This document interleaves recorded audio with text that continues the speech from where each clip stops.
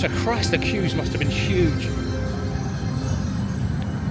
We'll see if it's worth it. So today's the day we ride Hyperia. So we're here at Thorpe Park Resort. Let me just give you a spin round in a second. You can have a look at some of the rides. Hyperia is running today, I believe. Well, it should be. It's second day. It reopened yesterday. So we're going to go and have a look and see what's happening. I haven't seen it go around yet, but I feel it. I can feel it. It's quite busy. Well, I'd say it's quite busy. Everyone's already in the fucking park. There are some big groups around, but yeah, we'll have a look at the wait times and we'll go from there. Cool. I'll see you in a sec. It's a really cool view as you walk across that first bridge, just to see Hyperia running in the background. You can see saw there as well, and it looks tiny. It took less than 10 minutes to get all the way through from the car park, picked up my pass, and got into the park. So the park's pretty dead, apart from Hyperia, which is a 100-minute wait. So Swarm's on a 0 minute. Nemesis Inferno's 5 minutes. Soar's not open yet, but I'm sure that will be shortly. I'm going to walk around and I'm going to warm myself up on Swarm first, and then I'm going to hit Swarm, Nemesis Inferno, then I'm going to go Soar, hopefully it's open, and then I'll get on Hyperia. I need to leave about 2 o'clock to go to work. I know this is my usual thing, bunking off work and going to theme parks, but why not, eh? Why not? That will be an issue. If you are currently in the Swarm Plaza or just entering the Swarm Island, we would strongly recommend you try a different attraction at this time. However, guests in the queue line, you are more than welcome to wait. I've literally just walked into the Swarm area. In the meantime, and they've just closed it. So apparently there's an engineer on the way. So basically I think they borrowed parts of the Swarm to fix fucking Hyperia. Anyway. So I'm going to go and see if Stealth's running. And you might notice here that the whole area around Stealth is absolutely dead. There was no one there. When I got there, everyone was either at Hyperia or waiting to come in. It was bizarre. So yeah, good 5-minute wait there. 5-minute wait. Love it. It's still so cool to see Stealth hitting that top hat.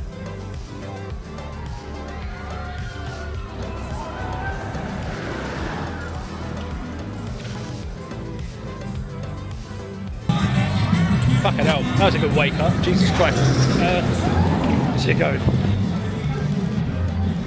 So that was like a 2-minute wait, just straight on, and one right in the back, favourite spot. Fucking wicked, loved it. Soar is on a 5-minute wait at the moment. I think by the time we get there we'll be 10 minutes. Ain't too bad, so I'm going to do that. Wearing my wicked Soar t-shirt. You can see that.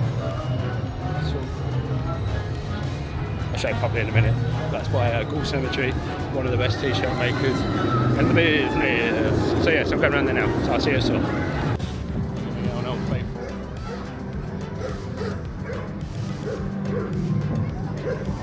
Definitely my favourite ride in the park. Theming's excellent. Love Soar.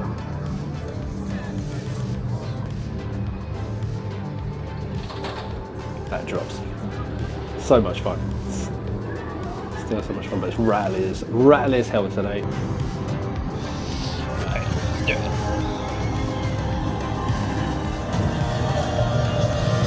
So the queue's really long. You've got to go all the way around by the Mardi Gras section. Wow, this music's loud. Look at this fucking queue line. So it's currently on a 60-minute wait.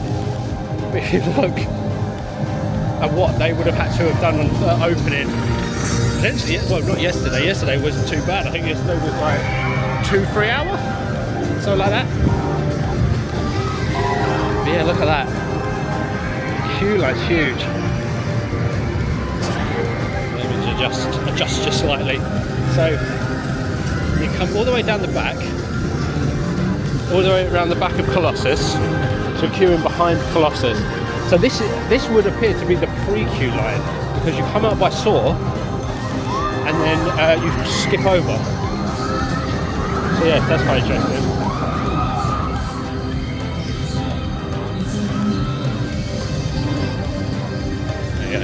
Saw there. Good. Love it. So yeah, so you come all the way around here. So Christ, the queues must have been huge. We'll see if it's worth it. We'll fast forward here because there's a lot of walking. I genuinely don't think I could have done this without having about 6 or 7 toilet breaks in that big long queue. It really reminds me of Halloween Horror Nights and those mad pens that they have. So yeah, this queue line is far too long.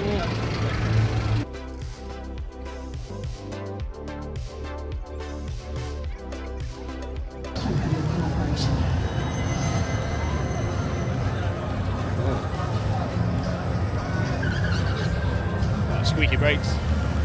But look at this. I mean, coming around the corner into this area, just looking up, entering the queue line and seeing this ride flying around is something else. It's so unbelievably big. I can't tell you how excited I was at this point to get on this ride. Speed, and it comes so nice and close to the queue line as well. It's really cool to see it when you stood there. You really feel part of it.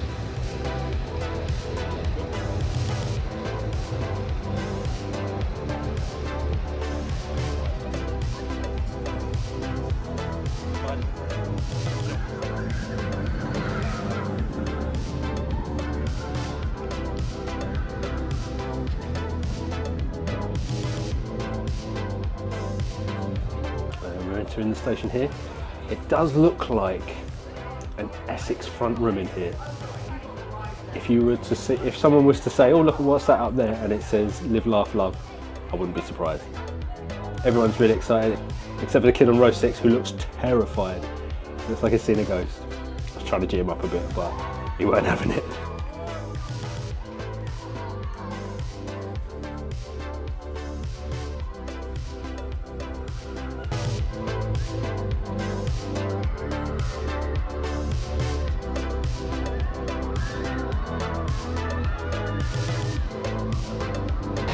Okay, just got off the ride, and I have to say that is so much fun, so much fucking fun.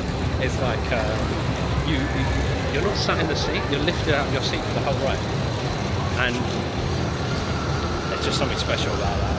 I think that's such a good addition to this park. But I mean, if there are better rides, yeah, there's probably better rides.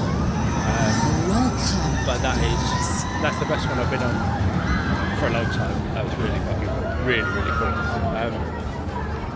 I'll have to process that. I think I'm going to go try and get another ride on it. We're going to have a look at all the stuff, all the trinkets and merch and shit. Yeah, it's so much fun. Okay, I did a lot of swearing in this, so I'm going to redub it. £50 for a white jumper with crappy gold print on. Too much. £33 for an acid wash t-shirt with the Hyperia logo on it. Too much. £70 for this jean jacket. It doesn't even cost £70 to get a Levi's jean jacket. Like, come on now. This shop is probably the first step in the wrong direction with merchandise. This is Orlando money. I mean, some of the merch is really cool, and there are some fairly priced bits. So the socks and the lanyards and the pins are all really cheap, and they come in lots of different colours. So I think with the Hyperia dancers, there's different coloured goddesses. I don't know what the right term is, but they've got the wings are different colours. There's different dancers with different coloured wings. So they've got merch for each one.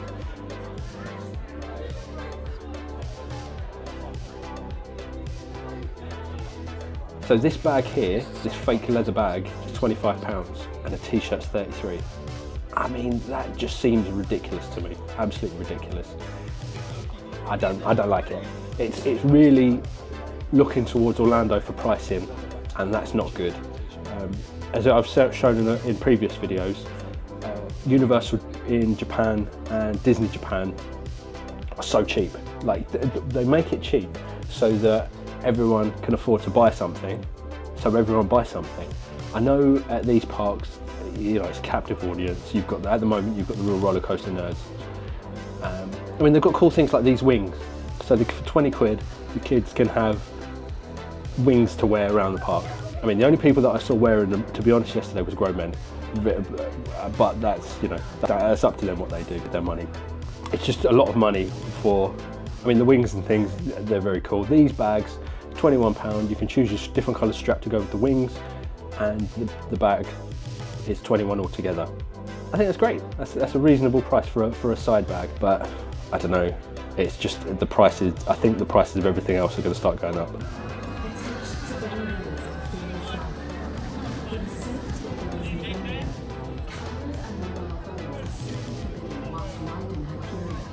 You've got the ice cream and waffle stand on the side here, and then you've got a snack stand on the other side. At the beginning, I think it's during the queue. Walk up to the snack stand.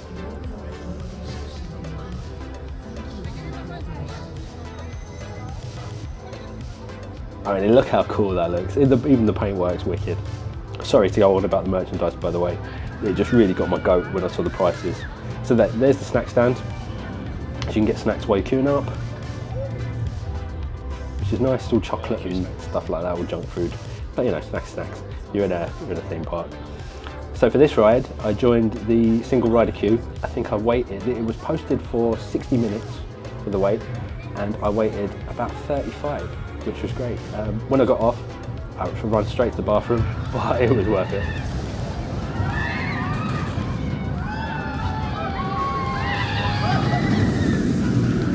So we're 2 rides down, and I've got to say the second ride it felt so much better. I was a little bit further back from the train, but it's really good. Just going to see him coming over in a minute. The feeling of weightlessness is incredible. It's really hard to describe. Super exciting. When you hit the upside down section, you're upside down for 5 seconds, and it's strange. You don't feel upside down. You feel weightless still. I feel it's a really strange feeling, but yeah, I would say this is like UK top ride. Absolutely top ride. It's worth. I think it's probably worth waiting an hour, maybe an hour and a half at the very most. Though I don't think. I'll be honest. I don't think any ride's worth queuing up for 6 hours like all the lunatics did on the first day. But yeah, fucking awesome.